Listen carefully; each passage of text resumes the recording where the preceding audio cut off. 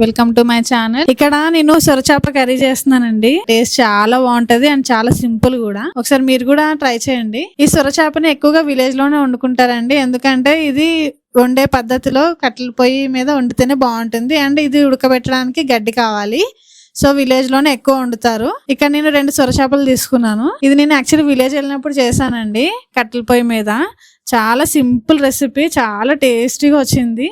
చాలా ఈజీ కూడా, ప్రతి ఒక్కరు చేయొచ్చు. ఇక్కడ నేను ఫస్ట్ ఇటుకల పొయ్యి మీద తీసుకున్న గడ్డి పెట్టుకొని, ఇది ఫస్ట్ సొరచాపని తీసుకొని ముక్కలుగా కట్ చేసి గడ్డి తీసుకొని గడ్డిలో వాటర్ వేసి అందులో ముక్కలు వేసి ఉడకబెట్టుకోవాలి. బాగా ఉడకబెట్టుకున్న తర్వాత దానికి పైన స్కిన్ ఉంటుందండి, బ్లాక్ కలర్ గా వైట్ కలర్ గా. ఆ స్కిన్ తీసేసేయాలి. నీట్ గా చల్ల నీళ్ళతోటి కడుక్కుంటూ మెల్లిగా చేతితోటి ఇలా ఇలా అంటే వచ్చేస్తుంది. మీరు చూస్తున్నారు కదా. యాక్చువల్లీ సొరచాపని విలేజ్ లోనే ఎక్కువ చేస్తారు. గడ్డిలో ఉడకడం వల్ల దానికి టేస్ట్ కూడా ఇంకా ఎక్కువ ఎన్హాన్స్ అవుతుంది. ఇదిగోండి, ఇట్లా పైన స్కిన్ క్లీన్ చేసేసుకోండి క్లీన్ గా. ఇది విలేజ్ లోనే చేస్తారు అని ఎందుకంటున్నానంటే, మరి దీనికి ఉడకపెట్టడానికి గడ్డి మనకి సిటీలో దొరకదు కదా, అందుకే విలేజ్ లో ఎక్కువగా వండుకుంటారు. నార్మల్ గా ఇక్కడ ఎవరు అంత ఎక్కువగా ప్రిఫర్ చేయరు, కానీ సిటీలో కూడా వండుకోవచ్చు. ఆ రెసిపీ కూడా నేను ఒకసారి మీకు చూపిస్తాను. ఈ గడ్డి ప్లేస్ లో జామాకులు పెట్టుకోవాలండి. జామాకులు వేసుకుని ఉడికించుకుంటే సేమ్ అదే టేస్ట్ వస్తుంది. నెక్స్ట్ టైం నేను ఖచ్చితంగా ట్రై చేసి చూపిస్తాను మీకు. ఈసారికి అయితే ఈ గడ్డితోటి చేశాను. ఇది చూసి ట్రై చేయండి మీరు కంపల్సరీగా. చాలా ఈజీ, అసలు ఎక్కువ మసాలాలు కూడా ఏం పడవు. సింపుల్ గా ఉప్పు కారంతో చేసేసుకోవచ్చు. చూస్తున్నారు కదా, ఇక్కడ నేను మొత్తం స్కిన్ అంతా క్లీన్ చేసేస్తున్నాను.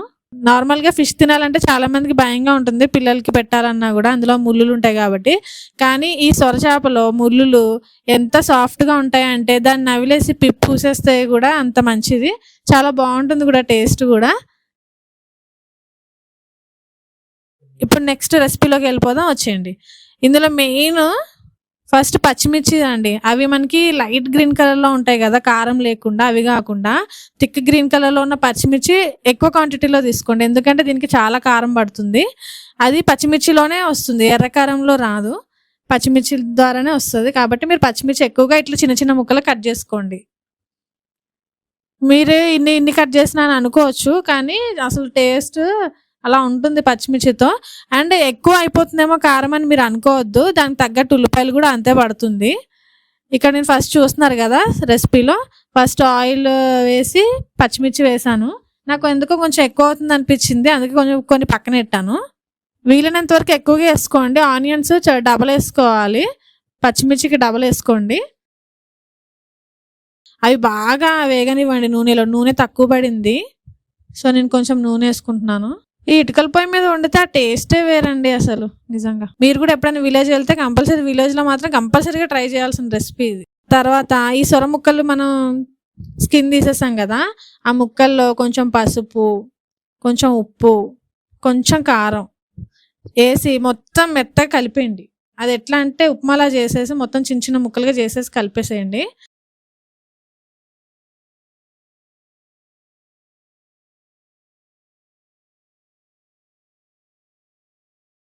ఇలాగ బాగా స్మాష్ చేసేసాక మెత్తగా స్మాష్ చేసాను. మొత్తం ఆ ఉప్పు కారం పసుపు మొత్తం అన్ని పీసెస్కి పట్టేలాగా అంతా ఎగ్ బుర్జీలాగా ఉంటుంది ఎగ్జాక్ట్గా. ఇంక ఇందులో ఏ మసాలా వేయమంటే అల్లం వెల్లుల్లి వేయము, జీలకర్ర ధనియాలు వేయము, ఏం వేయము. ఇంతే, జస్ట్ ఉప్పు కారం పసుపు అంతే. ఉప్పు కారం పసుపు వేసేసి శుభ్రంగా మెత్తగా నలిపేయండి. ఇది స్మాష్ చేసే, ఇది మొత్తం మెత్తగా అనేలోపు పక్కన ఉల్లిపాయలు మగ్గిపోతున్నాయి. ఇందులో చూడండి బోన్స్ ఉంటాయి, ఆ బోన్స్ కూడా ఏం ఇబ్బంది ఏం లేదు, మంచిగా మనం నవ్వేసేయచ్చు. ఆ చేపని ఇప్పుడు ఉల్లిపాయలు వేసేసుకోండి.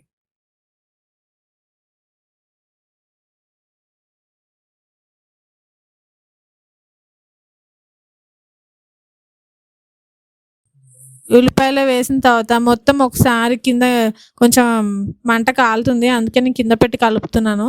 మొత్తం అంత కలిసిపోయేలాగా ఉల్లిపాయ ఆ చేపది మొత్తం కలిసేలాగా కలిపేసుకొని ఒక పావు గంట అలా పొయ్యి మీద బాగా ఫ్రై అవనివ్వండి.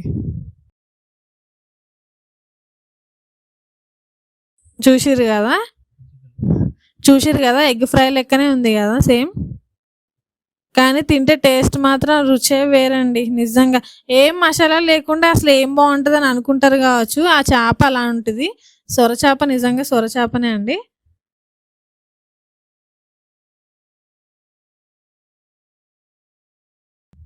అంతే అండి. ఇంకేం ఎయక్కర్లేదు. కరివేపాకు, కొత్తిమీర దించే ఒక 10 నిమిషాల ముందు యేసుకొని దాన్ని గూడా వేసి ఒక్క 5 నిమిషాలు అట్లా ఫ్రై చేసేసుకొని చూసారు గదా! అడుగంటింది. ఎంత టేస్టీగా ఉందంటే అడుగంటింది. సూపర్ టేస్ట్ వచ్చింది. నేను ఈసారి మన ఇక్కడ సిటీలో గూడా చేసి చూపిస్తాను మీకు. గడ్డి లేకుండా ఎలా చేయాలి అనేది. కంపల్సరీ ట్రై చేయండి. మీరు ట్రై చేసి ఎలా వచ్చిందో చెప్పండి. Please subscribe to my channel.